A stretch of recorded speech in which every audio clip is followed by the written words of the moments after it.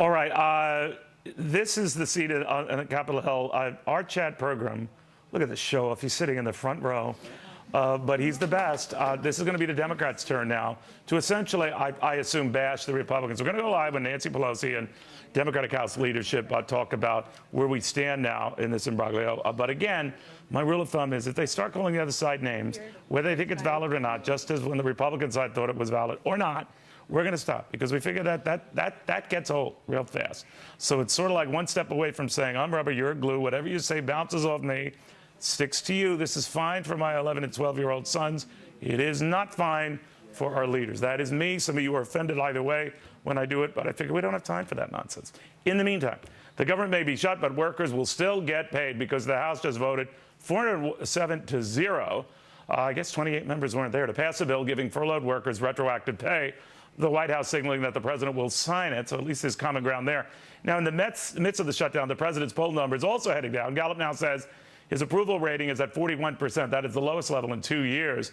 The House's approval rating is half that, by the way. And Karen may not be packing as much punch, but the tropical storm is still managing to shut down a number of oil and gas rigs in the Gulf. Louisiana Senator David Ritter is in the thick of it. He'll be joining us in a few minutes to talk about it. And they downgraded us the last time for all this dysfunction in D.C. So what is S&P saying about it this time? My next guest knows. Marie Cavuto is the S&P Sovereign Ratings Managing Director. To say this woman has a lot of pressure on her, but she's very cool cucumber. Very good to have you, Marie. Thank you. My pleasure. Now we're talking about the dysfunction in Washington. And that comes into play when you guys rate a sovereign country and its debt, right? Yes, the brinkmanship that we see is really the primary reason that the rating is no longer AAA. Standard & Poor's lowered the rating 2 years ago in the midst of the budget, well, not the budget debate, but the debt ceiling debate as well. And why did you do it then? Because you were the only premier rating agency to do so. Right. Well, all of our ratings, and certainly all of our sovereign ratings, follow published criteria. When we look at a broad range of political and economic factors, and among those are institutional and governance effectiveness.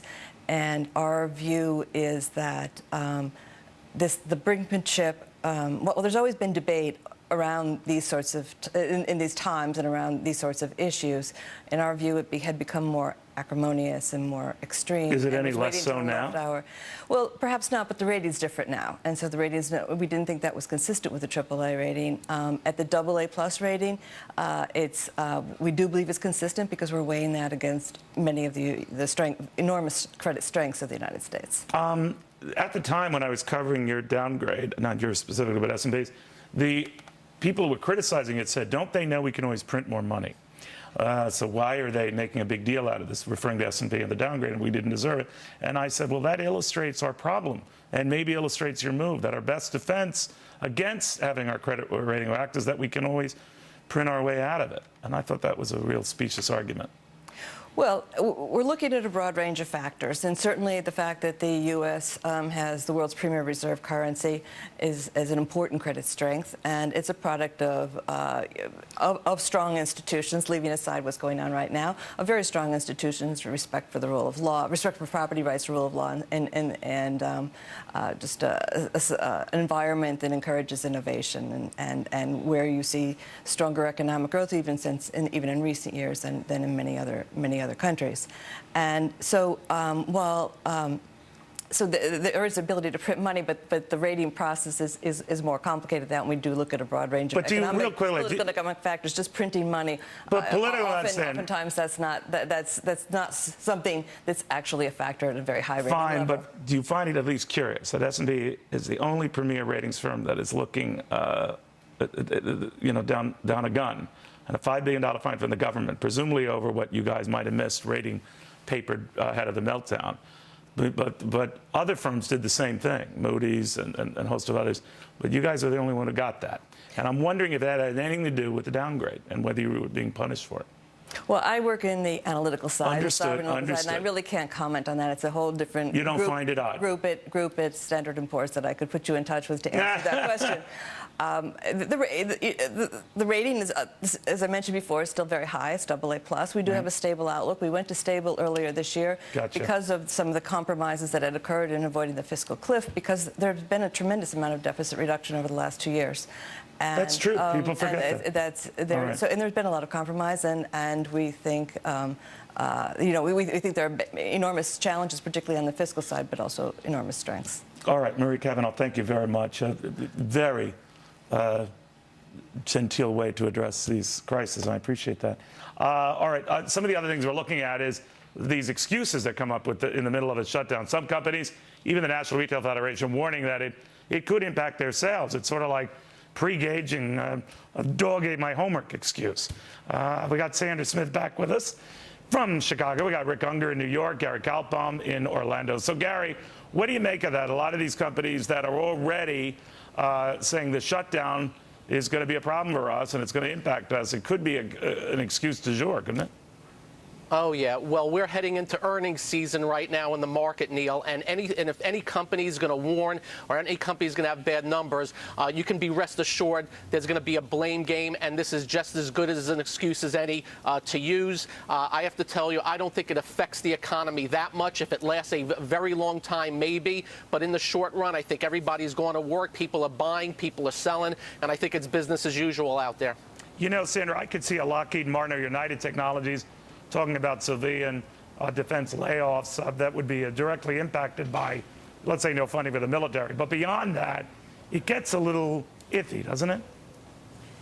Yeah, but, you know, we're all a fan of private enterprise here, and we're a fan of capitalism. And these are private companies, Neil, that have an obligation to their shareholders and to protect their bottom line. And these are companies that are looking at this uncertainty and bickering in Washington and saying, they're looking out into the future and saying, this is what we have to do to answer our shareholders and for the benefit of our company.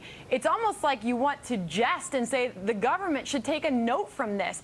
While they've been facing uncertainty and while they've been facing still a slow recovery, they've been adding to the government workforce.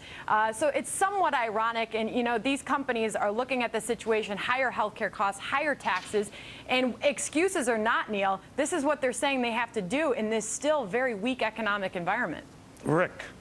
Yeah, I think you have to be careful not to be too literal with this. I mean, you can certainly make an argument that the shutdown itself does not put so many people out of work it would have this impact on sales. But it does create a mental problem, if you will. It does put people in a frame of mind of uncertainty. You've got the debt issue coming up, and I think people get afraid. They get worried about spending because they don't know what's coming. This is really where I think the psychological damage may be more harm than the money out of your pocket damage. What if it's a flip side, and Gary, we realize if it goes on to a couple of weeks, or to Marie's point, it goes on a little longer than we thought earlier from S&P. A lot of people say, well, I haven't been impacted.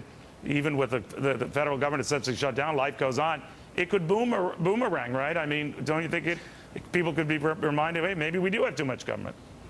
Well, the two key words are duration and confidence. The longer this goes on... I don't mean to interrupt you, but Nancy Pelosi is speaking. I want to quickly hear what she's saying. No.